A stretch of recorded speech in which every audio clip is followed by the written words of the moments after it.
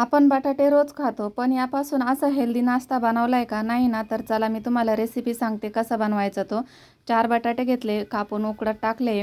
तोपर्यंत आहे ना इकडं मसाला काढून घेते. हिरव्या मिरच्या, मीठ आणि लसूण ठेचून घेतलंय. तोपर्यंत बटाटे पण उकडले. बटाटे उकडून घेतले, थंड झाल्यावर सोलून आणि किसून घेतले. त्यानंतर कढईमध्ये तेल गरम करायला ठेवलं.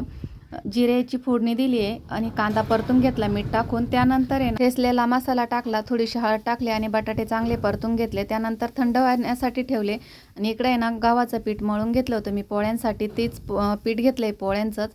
त्यावरती ना सर्व चटणी ही पसरून घेतली आणि नंतर आहे ना सुरीना कापून घेतला आणि गोल रोल करायचा त्याचा. एकदम हेल्दी नाश्ता आहे, सहज मुलांना पण आवडेल आणि सगळेच आवडीने खातील.